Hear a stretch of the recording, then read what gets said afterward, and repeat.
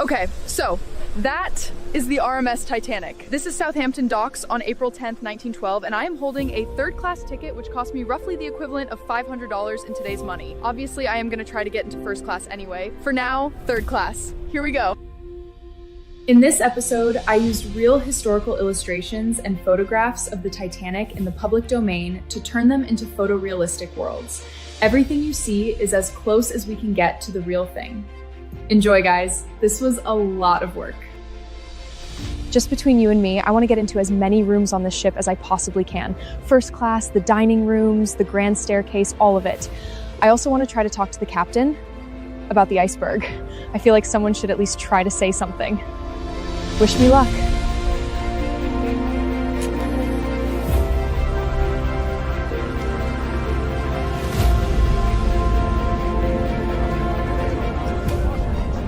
He just grabbed my hand. I don't know what he's looking for. Is something wrong with my hand? Health check, madam. Apparently, the class division has already started. I just watched all the first class passengers over there walk straight on. At least I passed. Okay, so I was expecting, I don't know, ropes and barrels, but this is a corridor, a proper corridor with electric lighting on a ship.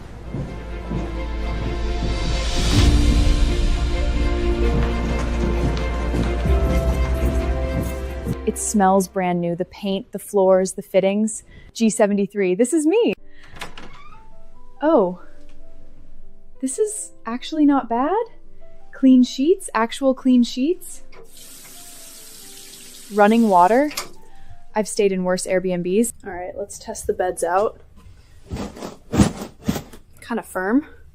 All right, so being 5'10" is a problem. Were people just short back in these times?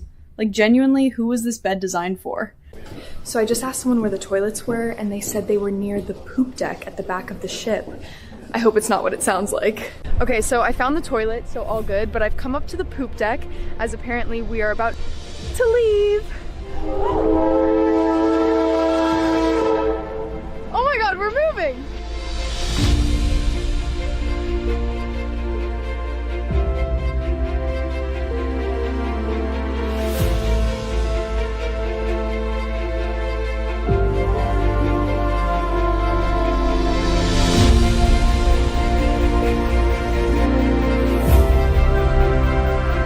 So what are you planning to do when you get to New York?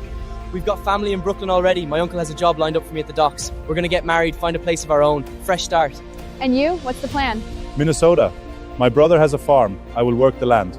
Okay, so it is lunchtime and I am starving. I'm heading to the dining room to see what we've got. Also, I've heard there is going to be entertainment tonight in the common room. Someone has a fiddle. Apparently someone else has brought an accordion, and it is probably going to be absolutely chaotic in the best possible way. But first, food.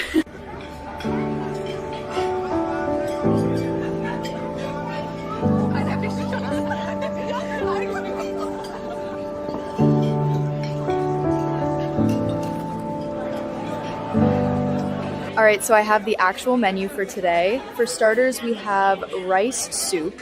Rice soup? I'm sure that's just a creative way of saying rice with water. And then we have roast beef, followed by plum pudding. That sounds like a bit of me. I mean, not bad for a third class menu.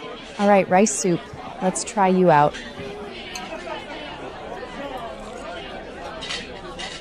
It's literally just rice and warm water. Okay. The bread dipped in the soup, that's the move. Okay, now we're talking. Oh, that's really good.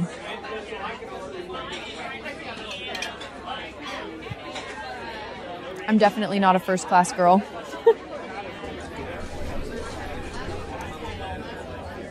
Okay, that is really good. It's dense and warm and it tastes like Christmas. This is the best pudding I have ever had on a ship. It's also the only pudding I've ever had on a ship, but that's beside the point. Okay, I am heading back to my room to freshen up before tonight because from what I heard from the women at lunch, it is going to be a whole thing. I am very excited, genuinely very excited. I also need to change my shirt because there is a gravy situation happening here that I'm not willing to explain to anyone. Evening outfit check for tonight, third class, 1912. I would say it's practical meets chic. All right, let's go grab a drink. This is the best thing I've seen on this trip so far.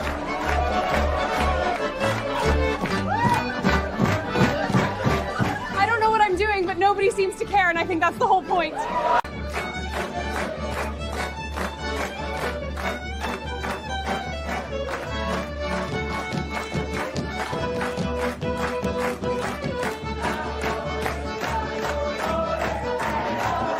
First time on a ship? Is it that obvious? Only when you were dancing. You were about 3 steps behind everyone else the whole time. I was keeping my own time. Is that what they call it in America?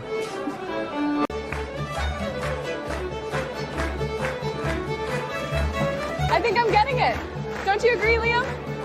Oh yeah, for sure. Hey, I need to tell you something. What do you need to tell me? Come outside for a second. Sure. All right. Confession. I'm a time traveler from the year 2026, and I'm showing my viewers a tour of the Titanic. You're a time traveler? Yeah, and I need a way of getting into first class. Any ideas? So there's a gate on E deck. Separates third from the upper classes. There's a steward who stands near it most of the day. But every evening around this time he disappears. 20, maybe 30 minutes. And the gate? Unlocked. We have to go right now. Okay, we need to move. We've got about 15 minutes before the steward comes back. Chloe, you should change first. You can't be wearing that in first class. Good point. Don't ask how I just changed into this in 5 minutes. I'm sure I've torn something, but I don't have time to check. Let's go. Just 2 people walking down a corridor, completely normally. I think I see the gate. Don't run. I'm not gonna run. Okay, we made it. Good luck, Liam, and thank you. Go on then. The carpet, it's so thick. You can't hear my footsteps. Everything in third class is painted. This is real wood. Oh my gosh, I think I just got a glimpse of the grand staircase.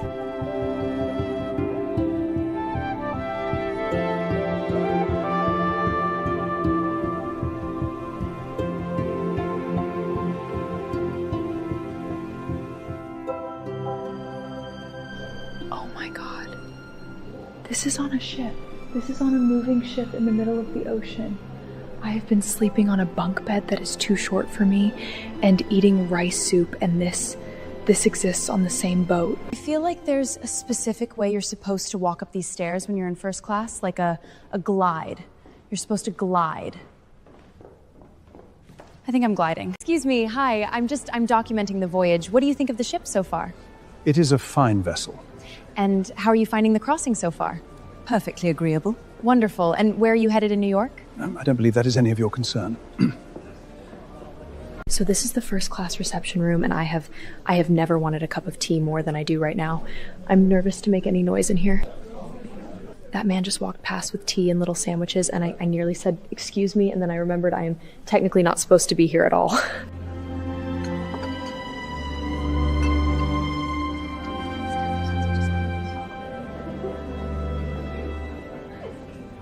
This is the largest room on the ship, and they are currently serving an 11-course dinner in it. 11. I counted the menu earlier. Nobody in here looks remotely surprised by 11 courses. Can I help you, madam?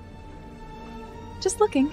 So I found the first class smoking room, and sadly I cannot go in. It was exclusively male. The room is incredible. It's all dark mahogany and stained glass and leather armchairs. It looks like the most expensive library you've ever seen, except everyone is gambling in it. Such a beautiful night out here on the promenade deck. Cold, very cold, but beautiful. I've been aboard this ship for 3 nights now. Tomorrow is April 14th, the day of the sinking.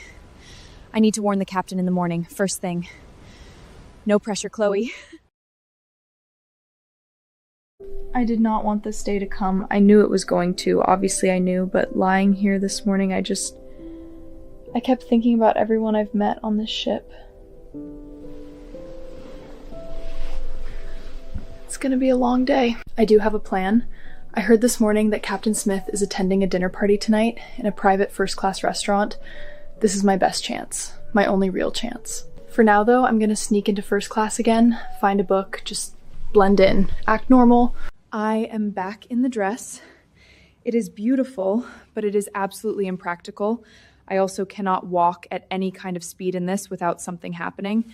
The hat is a liability, but it works.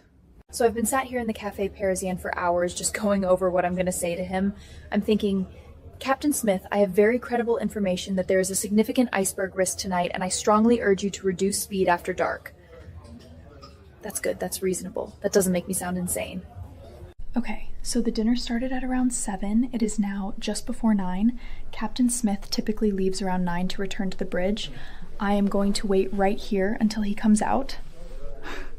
Just so you know, this dress weighs approximately 40 pounds. Captain Smith, I'm so sorry. I just need a moment of your time. I have strong reason to believe that tonight there will be ice, like loads of ice, and I really think you need to slow down, sir. We have received several ice warnings today, madam, and I can assure you our officers are monitoring the situation. Of course he didn't listen. I don't blame him. I'm a stranger who stopped him in a corridor and told him his ship was going to hit an iceberg. But I tried. It is so dark out here tonight. No moon at all. Just complete darkness, and it's literally freezing.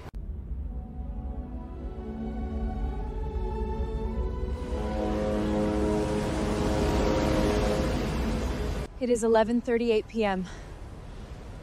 2 minutes. I've been standing here for about 20 minutes, just waiting, watching. They can't see it yet.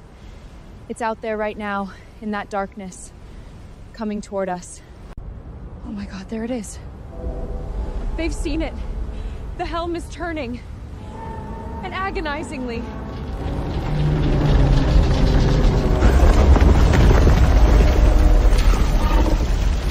Most people on the ship right now are asleep in their beds. They felt almost nothing. And this, right now, this is just the start of it. I say, did you see what that was? We felt something in the dining room. Sounded like we'd run over something. It was an iceberg. An iceberg?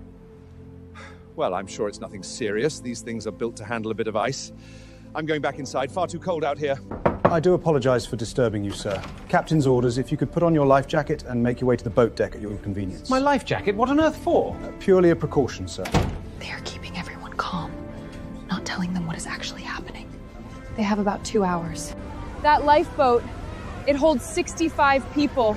There were maybe 28 in it. Some people won't get in. They genuinely believe standing on this deck is safer than getting into that boat. I cannot watch this. It's just so heartbreaking. You can't pretend anymore.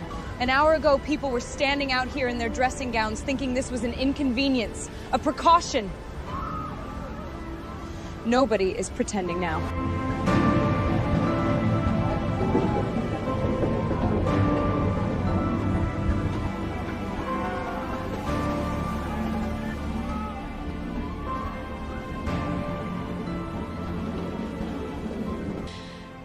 I don't have the words to describe what I saw today. It's one thing reading about it, but it's another thing actually living it.